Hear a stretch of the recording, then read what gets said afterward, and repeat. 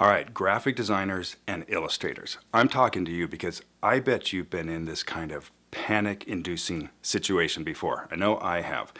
Say you're working on a layout or a logo or an illustration or, I don't know, a pie chart, and you're thinking, hey, this thing's looking all right. And then it's time to add color. And because you're a pro, I know that you've picked colors that are going to appeal to your target audience because that's the smart thing to do. And you've taken care of that, check. Another thing you've done, because you're a pro, is you've picked colors that are going to be different from what your client's competitors might be using, because that's also smart. Okay, check. We're on the same page with all that stuff. Now, with that kind of thinking and that kind of looking around having been done, I have selected a magenta, an orange, and a green for this illustration, which is great, except that it's terrible. This looks bad, and it probably looks bad to you too, because there are some problems here. So what do? Well, I panic, of course, right? Not exactly. See, a while back I realized this really important thing. There's no such thing as a bad color. There are just bad versions of good colors. And with this thinking, we can fix our color scheme. You'll see. Okay, I'm going to leave the colors themselves alone because I've already decided that magenta, orange, and green should appeal to my target audience, and they should appeal to my client too. So we're on track there. We just need to look at different versions of our colors, like lighter, darker, brighter, and more muted versions. In other words, I'm going to take these hues, and hue is just another word for color. I'm going to look at different levels of saturation for the hues, for these colors. And saturation, as you probably know, it's the relative brightness or dullness of a color. I'm also going to look at different values for my colors. And again, as you probably know, values are different degrees of light to dark.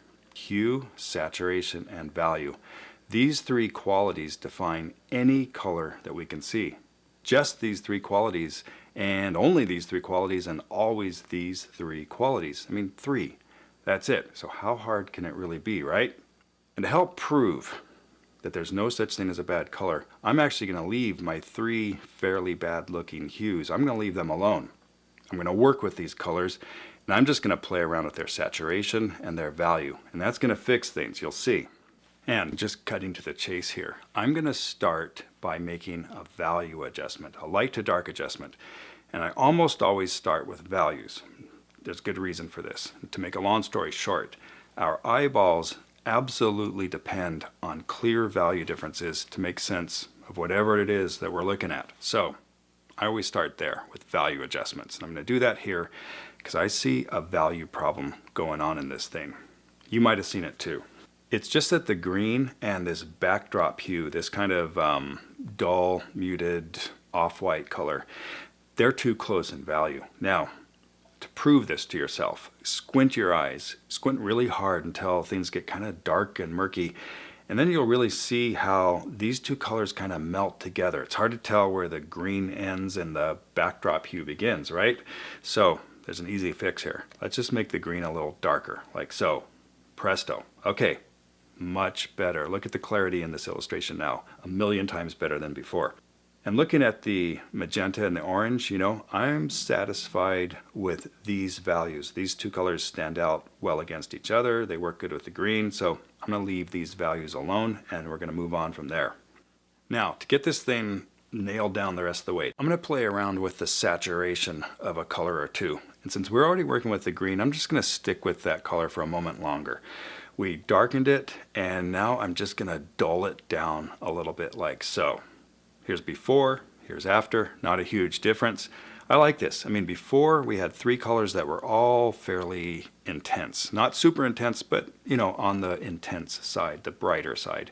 Now we got one color that's going, hey, I'm a muted color. So there's a little more variety here. I like this sort of sophistication that has come into the equation now. I'm going with it. And in fact, I'm feeling like I'm on a roll, so I'm going to mute the orange too. And yeah, when you mute orange enough, it turns into a brown. That's just how it works. So now we've got a semi-muted green and we've got a muted orange. I like this. Didn't look bad before with the brighter orange, but I'm just thinking, hey, this is cool. Now the magenta is the only color that's got some real kind of smoldering intensity to it. The other two colors are like supporting characters. I like that. So in this case, I'm saying that's exactly what I want. And guess what? Problem solved. We turned a bad looking color scheme into a good looking color scheme.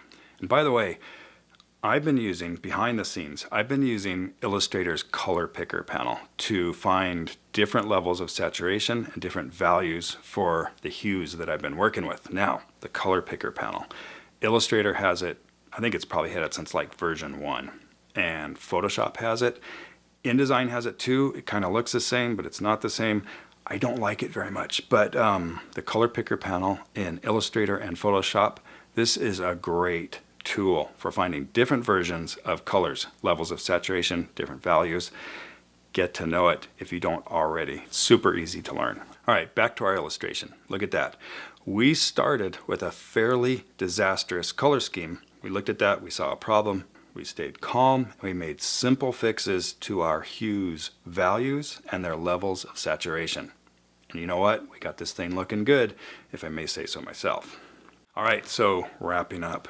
That was a pretty straightforward example, right? 3 colors, and we made saturation and or value fixes to 2 of them. And we took a bad color situation, and we turned it into a good color situation. Well, as simple as that was, I'm here to tell you it doesn't get much more complicated than that. I don't care how many colors you're working with. You see a problem, just remember, it's a matter of hue, saturation, and or value. That's it. 3 things. It's not super complicated. So go get them. And remember, there's no such thing as a bad color. There's just bad versions of good colors. Oh, and might I humbly suggest, if you want to learn more about color, maybe check out one of the books that I've written on this topic, or all the books, and there's the video course that I put together on this topic. So there's Color Index XL. This is the latest installment in the globally popular Color Index series. This one's bigger and better than ever before. And there's also a video course done by lynda.com, who now goes by LinkedIn Learning, Color for Design and Art, popular course. And last but not least, there's Color for Designers. This book goes real deep into the topic of color, so maybe check them out. Okay, thank you. Talk to you later. Bye.